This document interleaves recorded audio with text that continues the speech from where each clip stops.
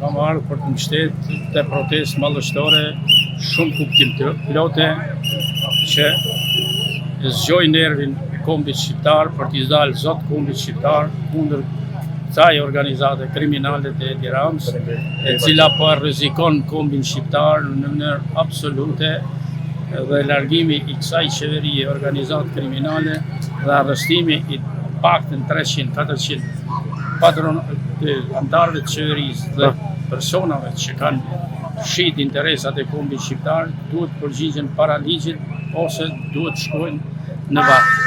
Nuk ka rrugë tjetër. Tradhtia don ndëshkim. Kjo është qeveria më e korruptuar që mund të ketë globi. Kjo që ka shit gjitha interesat e Shqipërisë. Ka shpopullu Shqipërinë dhe kërkon që territorin t'ia jap oligarkëve rusë e të tjerë. Në këtë rrethana, i pajthirrje rinisë shqiptare që të vazhdojmë me shumë precedencë, me shumë nervozizëm, me shumë dinjitet. Sa ditë keni protestë, zotëri? Unë thuj se çdo ditë kam marrë, por moshën nuk e kam ta tillë që me mujt marrë për ditë. Si do duket ecuria prej kaq ditësh?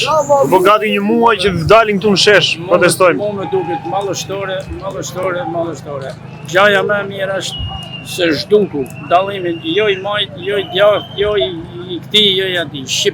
Shqiptar duhet të dalin zot Shqipërisë nga kjo organizatë kriminale e strukturuar. Asnjë derman atyre që kanë shit interesat atë.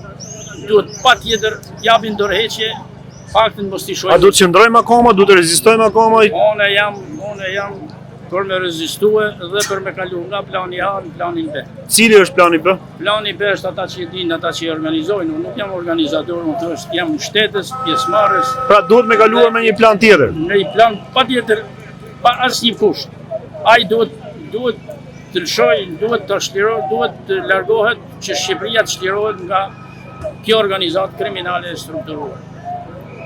Ne i dimë, me emrat të gjithë shqiptarët i dinë, me Edi Ramë, me Taulan Balle, me tjerë që nuk kanë lënë gjanë pa, për ta mposhtë kombin shqiptar. Kombi shqiptar nuk ka për të mposhtë. Kombi shqiptar do të di me triumfue në të drejtat e tij. Do të mori fatet e tyre në dorë.